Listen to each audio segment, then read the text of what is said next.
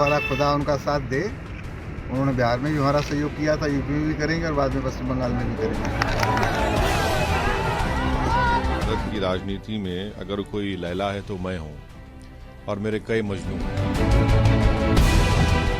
चलो अच्छा हुआ, भारतीय जनता पार्टी के चेहरा से नकाब उतर गया। यूपी की सियासत में असदुद्दीन ओवैसी ने कदम रखे हैं।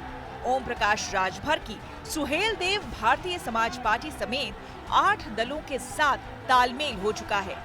आखिरी रणनीति पर मंथन भी जारी है।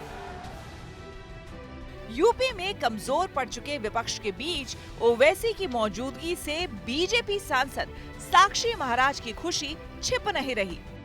बड़ी मेहरबानी, उनको भगवान ताकत दे, ऊपर वाला खुदा उनका साथ दे। उन्होंने बिहार में भी हमारा सहयोग किया था, यूपी में भी करेंगे और बाद में पश्चिम बंगाल में भी करेंगे। बीजेपी के मन में लड्डू फूट रहे हैं। साक्षी महाराज को भरोसा है कि बिहार में आरजेडी की राह में रोड़ा अटकाने वाले ओवैसी की भूमिका यूपी में भी कुछ वैसी ही होगी, यानी कि मुस्लिम वोटों की राजनीति करने वालों को 440 वोट का करंट लगेगा। ओवैसी के आने से मुस्लिम वोट बैंक बटेगा और बीजेपी लीड ले लेगी। पिछले 65 साल तक हिंदुस्तान के मुसलमान को तुष्टीकरण के आधार पर केवल डराया गया। बीजेपी आ गई तो खा जाएगी, बीजेपी आ गई तो खा जाएगी। अरे हम लोग तो लहसुन प्याज नहीं खाते, मुसलमान को कैसे खाएंगे? तो मुझे लगता है कि आज मुसलमान की समझ में आ गया कि वास्तव में हमारी हितैषी पार्टी भारतीय जनता पार्टी है। तो बड़ी संख्या में मुसलमान धीरे धीरे भारतीय जनता पार्टी से जुड़ रहा है। इस साल बंगाल में विधानसभा चुनाव होने वाले हैं। अगले साल यूपी और गुजरात की बारी है। 2022 के उसी मिशन पर 2 दिन पहले ओवैसी पूर्वांचल के दौरे पर पहुंचे थे। दौरा 1 दिन का था। शुरुआत अखिलेश के गढ़ आजमगढ़ से हुआ। समर्थकों का हुजूम जुटाकर ओवैसी और राजभर ने ये संदेश देने की कोशिश की कि आने वाली लड़ाई में उनकी भूमिका अहम होगी। मेरा मानना यह है कि राजभर साहब की लीडरशिप में जो भागीदारी संकल्प मोर्चा बनाया गया है, जमीनी सतह पर वही बीजेपी से मुकाबला कर रहा है और मुस्तकबिल में वही मुकाबला करेगा। रहा सवाल समाजवादी पार्टी का और दूसरी पार्टी का, ये तो जमीन पर है ही नहीं। इनका तो सिर्फ देखते हैं आपसे सोशल मीडिया पे या फिर किसी दूसरी जगह पर। तो मुझे यकीन है कि इंशाअल्लाह ताला उत्तर प्रदेश की जनता जो विकल्प या अल्टरनेट पॉलिटिक्स को देख रही है, वो जरूर इस भागीदारी मोर्चा की तरफ बड़ी उम्मीद से देख रही है।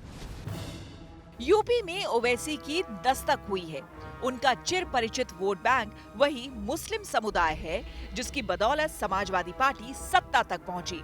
लेकिन अब कई पार्टियों को ये डर सताने लगा है कि AIMIM ने बिहार जैसी कामयाबी यूपी में दोहराई तो बीजेपी को फायदा जरूर पहुंच सकता है। अगर इलेक्शन हम लड़ते हैं तो क्या मेरा मकसद ये है कि मैं किसी एक पार्टी को जिताऊं या हराऊं?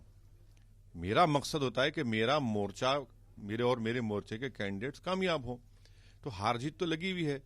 ये जो गुलामी की जहनियत है कि नहीं, आप इलेक्शन मत लड़िए, आप सिर्फ थाली बजाइए और हमको वोट देते रहिए। अब राजनीति बदल चुकी है भारत की। अब हम अपना हिस्सा चाहते हैं, हिस्सेदारी की लड़ाई हो रही है। यूपी में करीब 20% मुस्लिम मतदाता हैं, जो अब तक समाजवादी पार्टी के साथ माने जाते रहे हैं। तो क्या यूपी के अगले विधानसभा चुनाव में ओवैसी वोट कटवा साबित होंगे? फिर से कह रहा हूं कि भारत की राजनीति में अगर कोई लैला है तो मैं हूं और मेरे कई मजनू हैं। तो अब ये इल्जाम लगता रहेगा, इससे हमको कोई फिक्र करने की जरूरत नहीं है। बिहार में मिली कामयाबी के बाद ओवैसी और उनकी पार्टी आक्रामक रणनीति के साथ आगे बढ़ रही है। देखना है कि उनका यूपी प्लान क्या रंग लाता है।